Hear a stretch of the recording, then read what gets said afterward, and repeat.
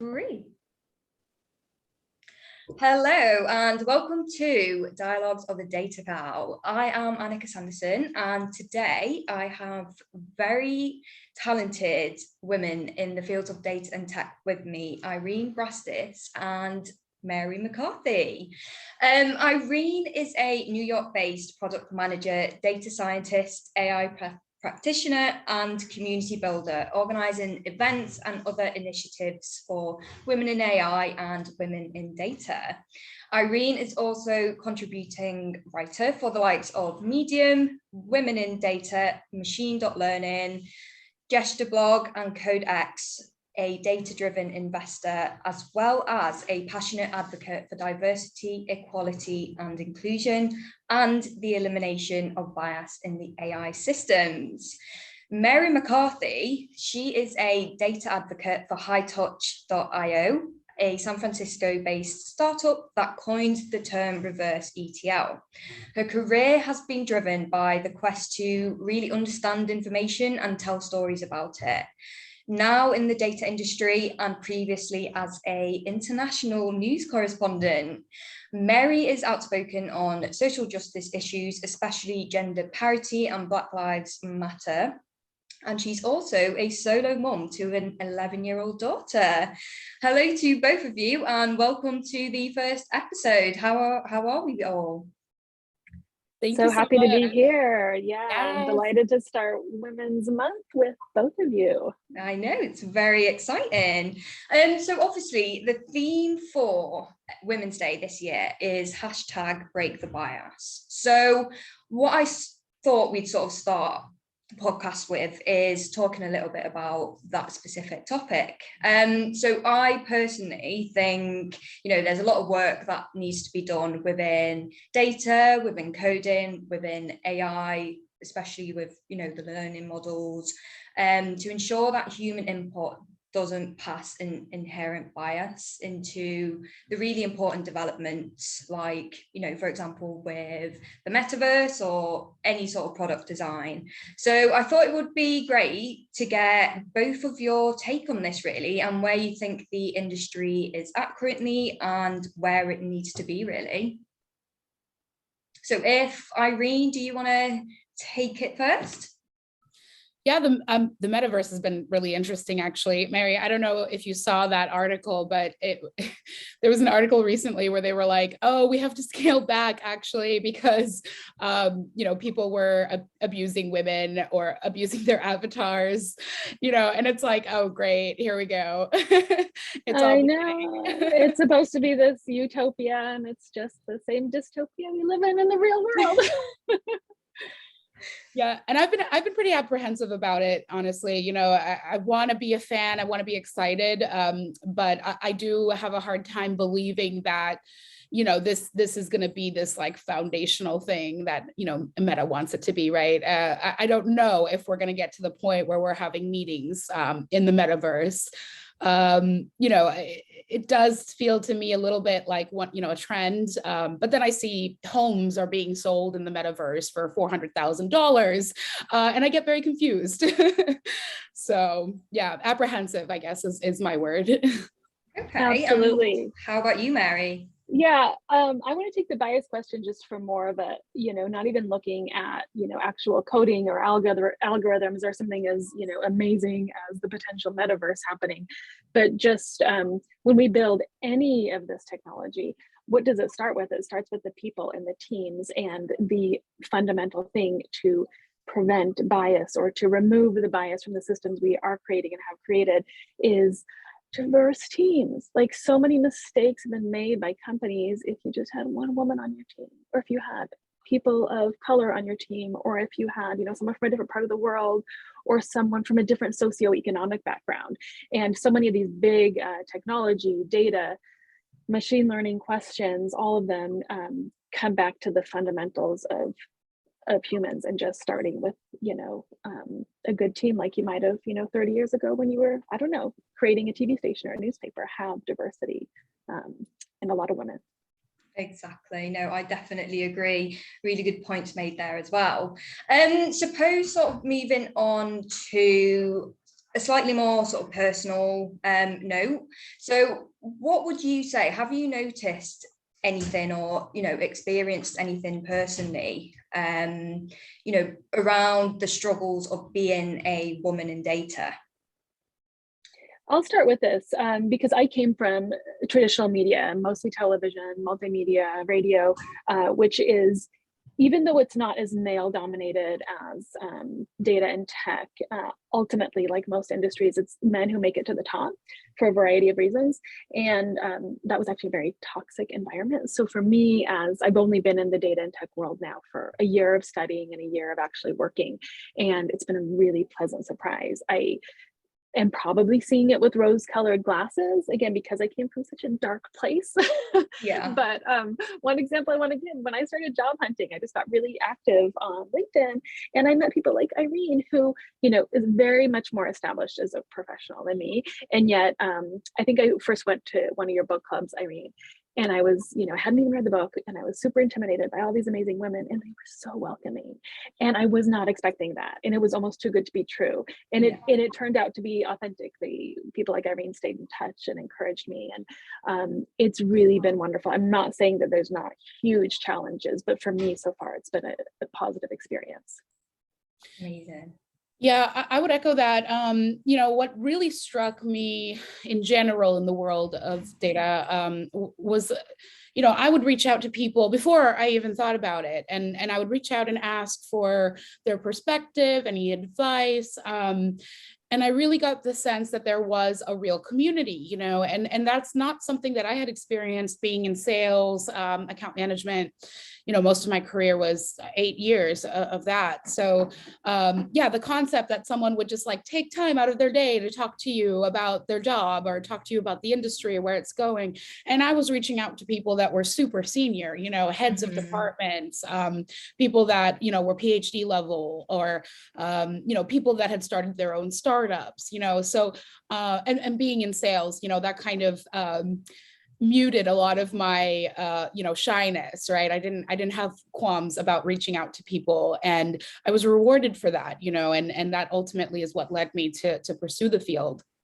And then once I did get in, you know, I think it can be lonely if you don't have a support system, and I'm sure we'll talk about that later. But you know, there are so many avenues to get inspired, to get to be welcomed, you know. And I would say overarching in the field, there is this you know, imperative that we want to be welcoming to other people, not just diverse people as far as their race or, you know, their gender expression, but also just the diversity of their backgrounds, you know, having people that came from sales or come from music or come from, I don't know, dancing, you know, that then pursue the field and take those passions and explore them with AI or machine learning or whatever it is.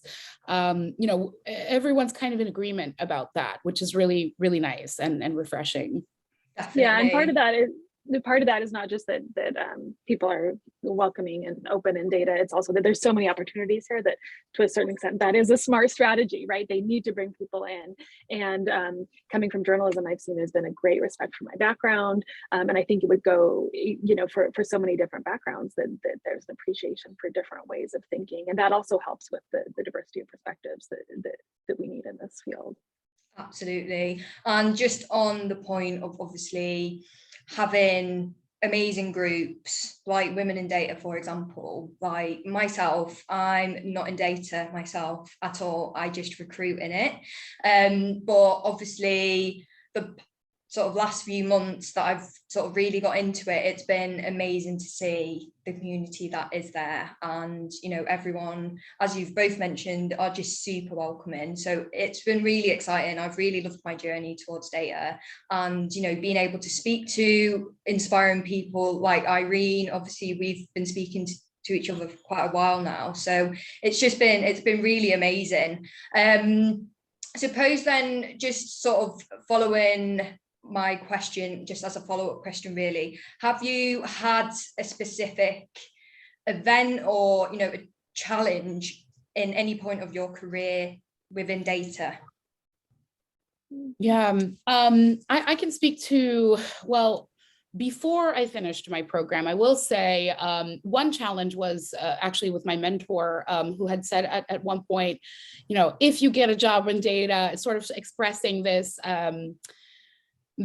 idea that just doing a boot camp's not enough, and that was something I had to work kind of overcome, because I was like, okay, well, that's not very inspiring, right? It's like, here I am in doing my program and I'm getting this from, this person that I feel like should be encouraging me.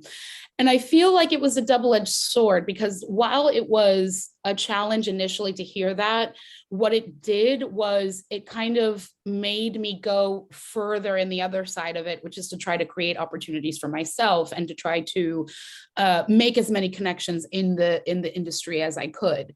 The reality is we still find jobs through our relationships, and that includes relationships with recruiters, So I would say to people that are looking, and starting out in the field, like, absolutely do that, and network. LinkedIn is such a great tool for networking and for doing that. So I'm a big proponent of that. But then I would also say in industry, one thing that I think impacts people is, the concept of the imposter syndrome. And this is something that comes up a lot in all our events, and I think when you're in a field where you recognize, like, data science is a big term, it encompasses a lot. So I think it lends itself in general to imposter syndrome across the board, because if you're a reasonably smart person and you have critical thinking skills, and how far advanced you are in the acquisition of certain skills, you also know how much more there is to go. So I think in general, people feel like, yeah, I know some things, but I don't know everything. I'm not quite as advanced as someone with 20 years, starting out with, I don't know, biostatistics and, quants and whatever, people have been doing this work for a while. So there's that. And then I think also, the socialization of women to a degree, lends itself to imposter syndrome, because we don't have as many examples of women in these leadership positions, first of all. So you might have the imposter syndrome on your skill set, but then you also have the imposter syndrome on, your advancement. And what does that look like for you? And what does that look like when you're building a family, right? So like all these kinds of things, they compound. Definitely.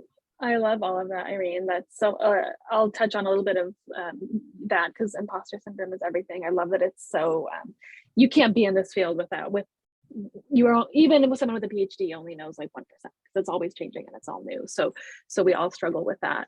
I want to push back a little bit on what you said about yourself, Annika, because you said you're not a data person, but I truly believe, and this is one of the mantras of the company I'm at now at hightouch.io, everybody's a data person. I mean, you obviously you speak data now, you're speaking to us, and just like, say, over the past 20 years ago, we all had to become IT people, right?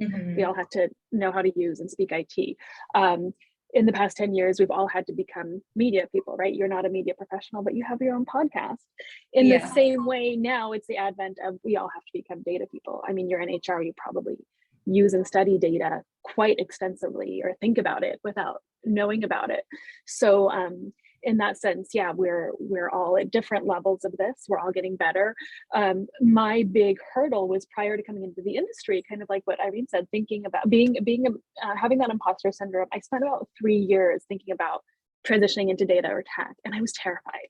I had a couple of friends, one who'd done a coding boot camp and one who'd done a data science boot camp. And, I wanted to go in this direction, take my career in this direction for both financial and intellectual growth, but I'd never coded a line. And then finally, over the pandemic, I sat down and started learning JavaScript. I was like, oh my God, I like this. Amazing. But I knew I really wanted to go into data, and I didn't get very far with JavaScript. But then I was like, well, if I'm going to do this, I really want to learn data science, not just programming. And then the fear was like, but I never took statistics ever.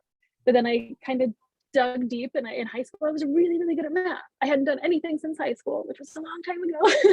But I got back and kind of remember my math teachers telling me how good I was and all that, and then dove in. But my only regret really is that, why didn't I do it years ago? And it was that fear. So it's not too late. I'm here now. But so much of the messaging we get as women, sure, we're a generation where we grew up hearing women can do math and stuff, but it's one thing to Yeah. hear it, and it's different to how we're socialized. And at this point, still, women aren't taking computer science classes, advanced math, in the US anyway, nearly as much as men are. So we're all working on changing that messaging.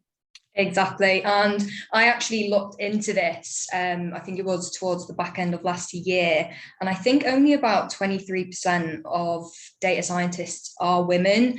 But it does, of course, it stems from, I think, several things. But I think the biggest factor into it is education. I don't think, women are necessarily pushed towards data as an industry. It's always, obviously, I might be generalizing here, but a lot of, if you look at marketing, for example, as an industry, that's very female dominated. So I just feel like a lot can be changed when it comes to education, and I'm quite excited because quite a few companies are now looking to sort of make that change within the educational systems, not only in the US but over in the UK, and a lot of work's been done in Europe as well, so it's all very exciting. So I'm definitely looking forward to seeing what will happen in the next sort of 5 years, where we will be in 5 years, and it'll be interesting to reflect back, definitely, especially with sort of me being, as you said, definitely I'm in the data world, just sort of sitting outside looking in, but yeah, no,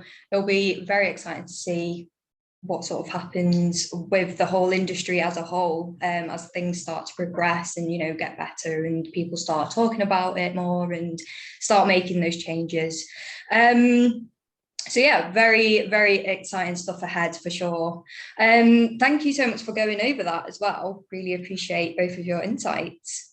Annika, I just wanted to make a comment about the education stuff too, because there is a lot going on now as far as seeing the change of it.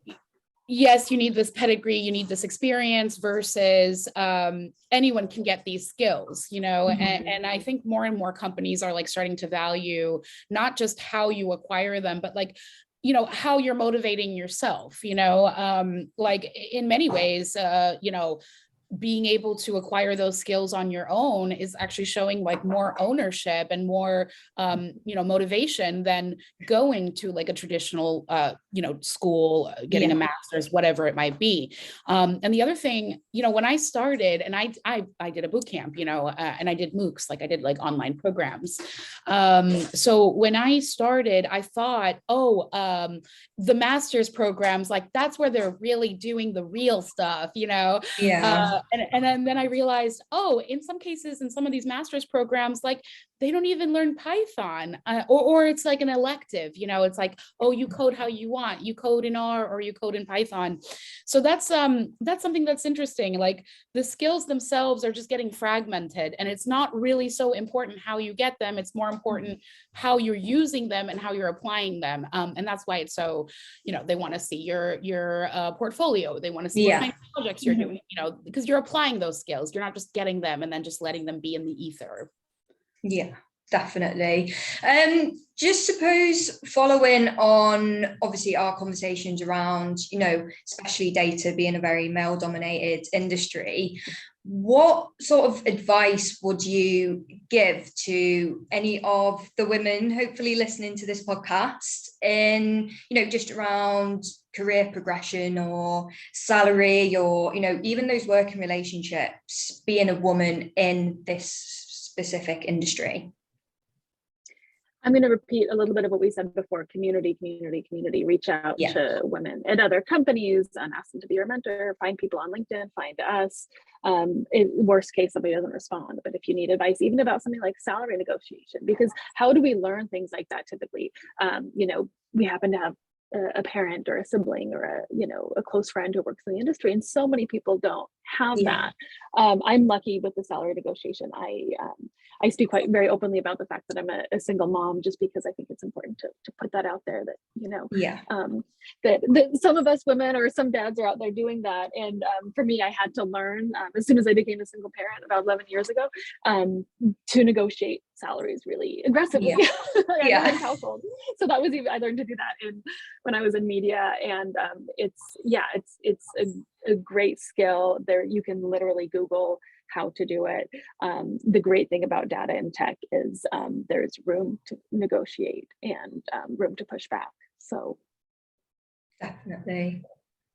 Yeah, and as far as you know, having, you know, yes, having the community is really important, but and it's important for you know, emotional reasons, for connections, for, you know, future relationships you're building, but it's also like through Women in Data, one of the things we were doing was having talks about money, you know, talking to other people that are further along on some journey, whether you're an analyst or a data scientist, or you're doing other, you know, other work that has to do with data, understanding how much people are getting paid, you know, like that, that goes such a long way. You know, for a long time, it was like, oh, that's just like not something you talk about. Like we lose when we don't talk about that, you know, when we don't have pay transparency. So I'm very happy to see that there are, at least in the US, there are states that are, you know, committed to that. Like New York, where I live, you know, we just passed a bill so that every employer has to list the range, you know, and like a lot of the lean in kind of advice that we've been hearing for a while, you know, it's like, oh, just lean in, just negotiate more, just, you know, it's essentially putting the onus on us as individuals to have to advocate for ourselves, and kind of takes away the importance of like, no, there are structural changes that can happen to facilitate, you know, more equality, or at least an egalitarian, you know, system in general can be supportive, not just of more women, but also of the men. So yeah, I think that the importance is like, yeah, build your relationships, build your networks, but also like use those networks for like real conversations. You know, the more authentic the subject matter you're discussing with these people is, the more those relationships are going to mean to you, and the more they're going to help you in your real life. You know, this networking for the sake of networking, it's not going to get you very far, but building actual relationships with these people, you know, that will.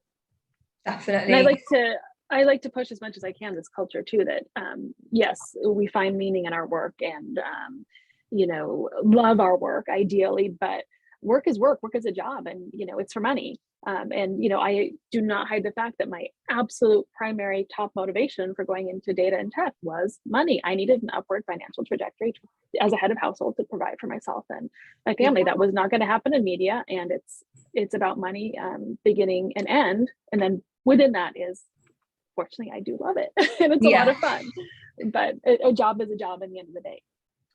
Definitely.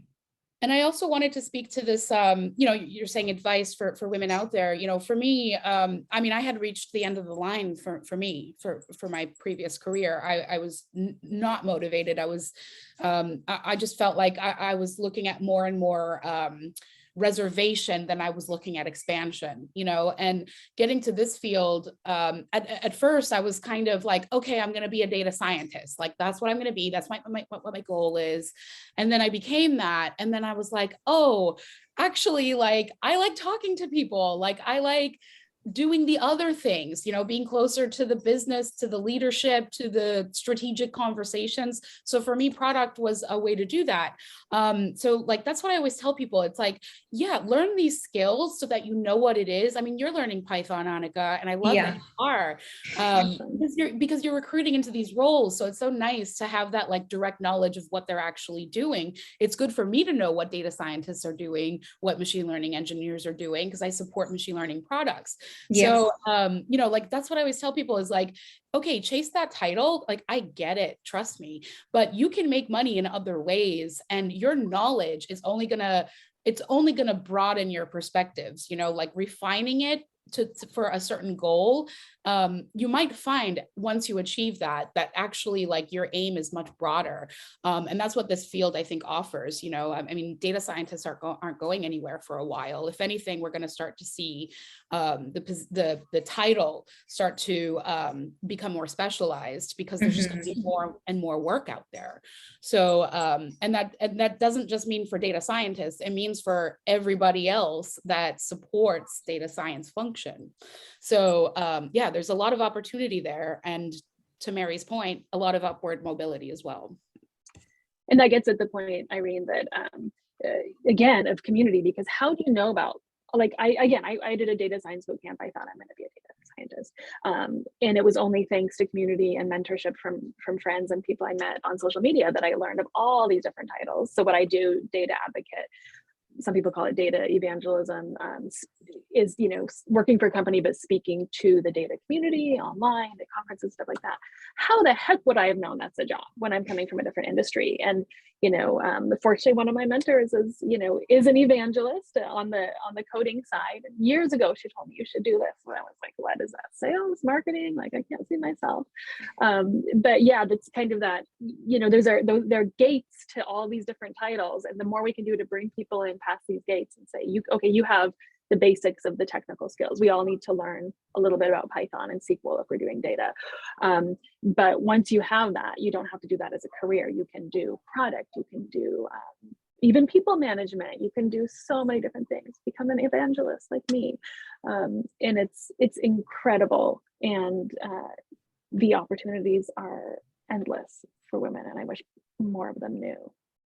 I know, and that's why I feel like it's so important to be have these conversations and just try and reach as many women as possible, especially, our juniors out there who, come out of university and it just hits them in the face, because there's, first of all, just so many opportunities. So how are you going to know which role is the best role? Which is why I obviously, every candidate I speak to, for example, I tell them to go out and speak to as many recruiters as possible, as many hiring managers as possible, and just see, I've got these skills, where can I apply them? And what would you suggest? Is there anything that I could maybe learn to strengthen my profile? Or, what sort of company would really get the best out of me? And these conversations are really important, as I sort of mentioned, especially with juniors, but of course with more senior people as well, because data isn't going anywhere and it's only going to get even bigger. So there'll be a spot for everyone. So it's just sort of making sure you've got that network around you, like Irene and you, Mary, have mentioned throughout this whole podcast, really, how, the importance of that, of speaking to people who are in the industry, but also, buddying up with people who are going through similar sort of journeys as you at the moment as well. So, if you know someone who has just come out of university as well, just, message them on LinkedIn and, jump on a call with them and discuss what you know, and share that knowledge between you, because you'll probably know something that someone else doesn't know, and vice versa. So definitely networking is the big buzzword, definitely. 100%. Yeah, and the other thing too is like the mindset shift, because like when I had graduated college, it was the recession in the US and globally. So, there was this concept too of well, I have to get my foot in the door, I have to start doing something. And, I think a lot of young people feel that still to this day. Part of it is, I guess, the scarcity mindset, like they're not sure of how many avenues there are to pursue. So they kind of reach for whatever they've heard from their advisors, from their peers, from maybe people they know in industry, but they don't see the full perspective. And it takes a while, that's what building a career is. You have more experiences, you're your horizons are broadened, and that takes time.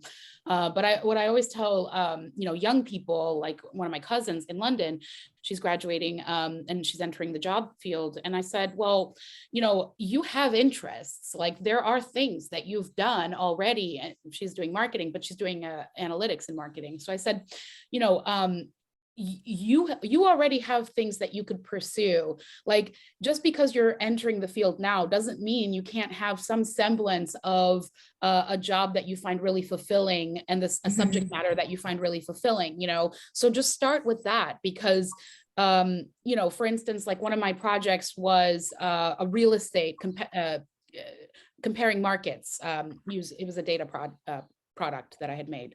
So what happened after that, I ended up working for a property tech company, so it's like, use whatever it is that's already interesting to you, because that could actually land you your next job.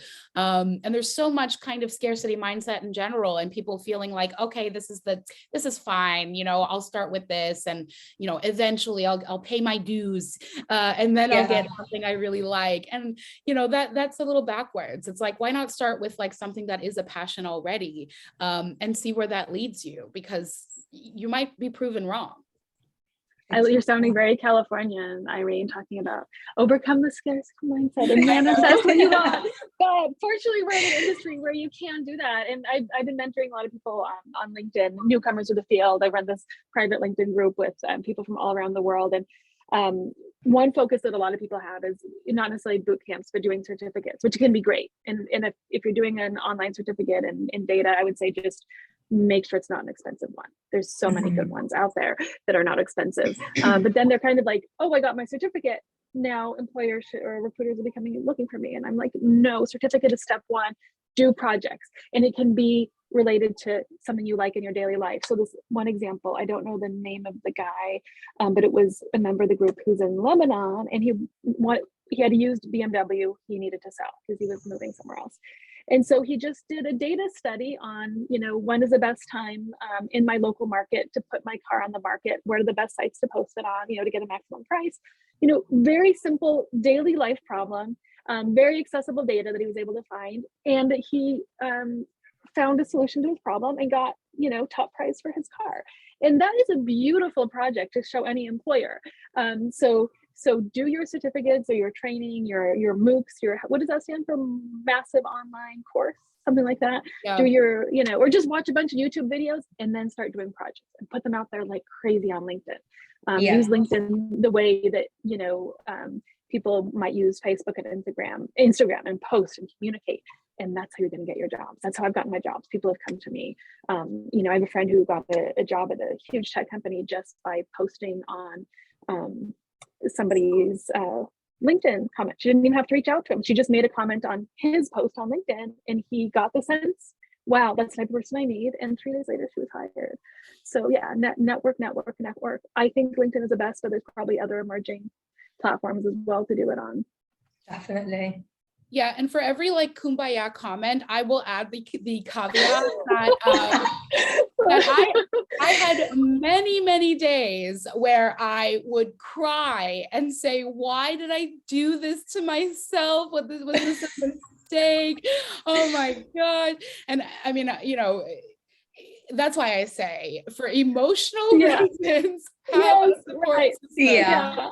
No, and I'm Well, sorry. No, I mean, we've all cried, and it's it's not easy to learn this stuff, especially initially. So, but yeah, I'm all for the kumbaya. Yeah, no, but now looking back, I'm like, thank God. Oh my gosh, thank God I did that. Like, it's like way more fun, and this is way more interesting.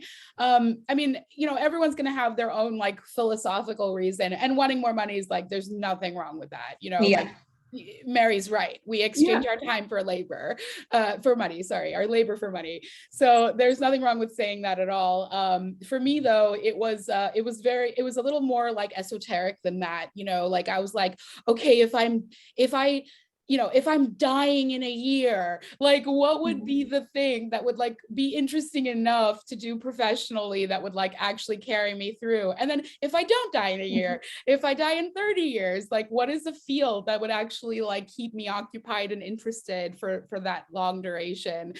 So for me, it was like a little more like mental and like cognitive, and also the money, you know, like having an upward mobility trajectory, whatever. Also shopping. Yeah.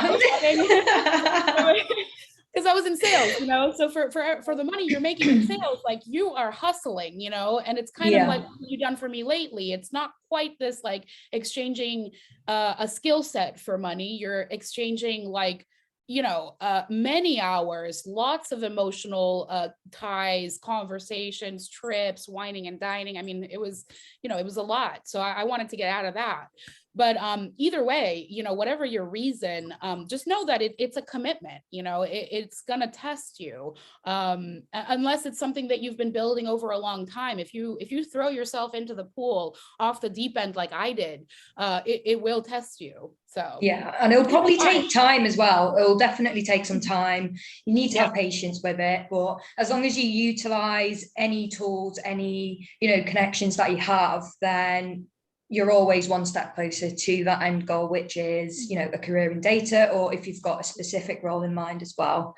So that's definitely one piece of advice I would give, is just sort of take your time with it. It's a beautiful thing learning, isn't it? So enjoy the journey towards whatever it is you want to do. And, you know, I'm sure anyone who might be listening to this, if you're in a bit of a sticky situation, you know that there are people out there who would be more than happy to jump on a call with you and just discuss anything that you want to. And, you know, LinkedIn, again, as we've mentioned a few times on this podcast now, is such an empowering tool as well to connect with all these people. And, you know, even if you might not end up working for a company that you want to work with, you might get that connection, and, you know, 2-3 years down the line, you might apply again and get the job. So it's just having that patience, and you'll definitely get there. How are you liking Python, Annika? Oh my God, it's been a bit of a minefield, to be honest. Obviously, I've got no background in data. I was never really good at maths either. So I've got the world against me, but I'm determined to learn it.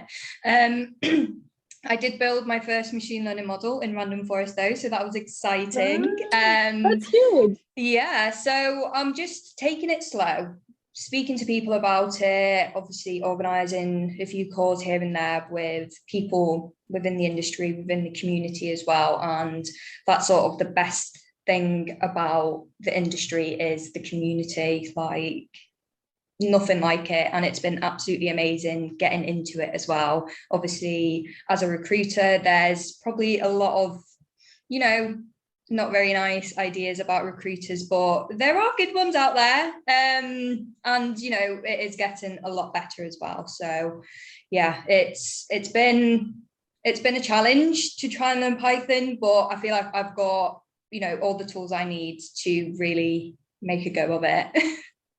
Awesome. I love it. Amazing. Well, have either of you got anything else you'd like to add, or have you got any questions, any last minute advice to any of the listeners? I did want to say, if you are looking for a cushier journey, start where you are. You know, there's no shortage of companies that would be well served with, you know, you'll hear a lot like a data-driven organization, but it takes a lot to do that. It takes a lot to build that. And if you want to be, if this is a field you want to seriously consider, I would venture to say, whatever you know, this is not for the freshies that are finishing school. This is for people that are already working. So if you are already working for a company and you want this as a career path, find ways to make those connections now with the job you have. So if you are in sales, if you are in marketing, data is already there. You can figure out a way to use data to create dashboards, to rely on you know, certain reports or whatever, without having to go into model building or anything. You can start to do like analyst work, or you can start to do learning on the side and then see how you can apply that to your role. I mean, that is like honestly the most accessible way to do it. And it's something that I wish I, had been more active in doing. It certainly would have been an easier journey. That's terrific. And that's why sometimes also getting things funded, or like just ask your company if you can use, half a day a week to study data, or, shadow people in the data department, things like that. I would just say two quick things. As much as, yes, learning the basics, whether it's the statistics or the, Python or R and SQL. I feel like we should start with SQL before Python because it's so much easier. But yes, that's a learning journey, and whether you try to cram it into 3 months or over a year or two, it doesn't matter because the jobs are going to be there. Take your time, and there's a lot of work and hard work to put into it. But also, you can get a job really fast. Another woman I was mentoring recently, I guess we've ended our mentorship because she found a job, and she was doing some certificates. The University of California. She hasn't finished her certificates. She's been studying only about 6-7 months. And she texted me the other day saying, I got a full-time data analyst offer. And her background prior to that was she was working for the correctional system in Colorado, in an office job. And she had, some data work in Excel and everything like that, but she made it happen fast. And I think partly because, and you might be discovering this, Annika, people who are drawn towards data, even if they haven't done any of it yet, there is that love for it. Like that I wasn't drawn towards like coding and building things, but I was drawn towards trying to find answers in information and then playing around with it and all that. And I think she dove in, started studying, and now she's got a full-time data analyst job. And as I told her, this is like, from this point, once you get your first job, the sky's the limit. She's going to be getting pinged by recruiters all the time. So I'll probably reach out to her at some point, I'm sure. I'll put you in touch. Amazing. Well, first of all, thank you both for joining the first episode of my podcast. Really appreciate it. Appreciate your time as well. And it's been really interesting getting both of your insights into, women in data as a whole. So saying that, thank you so much for joining, and I hope you both have a lovely rest of your day, and we'll catch up very soon. Thank you, Annika. And thank you for doing the podcast. Honestly, I love that you're a recruiter and you focus on data careers, and you're doing a podcast now to try to like spread the word and evangelize these careers. So I think you're already doing such a service. Oh, thank you so much. What an honor to be on the first episode, especially. And I'm always delighted to join Irene. You've got the East Coast and the West Coast. Yeah, amazing. Well, hopefully you have a lovely rest of your day, and I will keep in touch, and I'll let you know when the episode is out. Awesome. We'll push it out on all the channels. Thank you. Bye.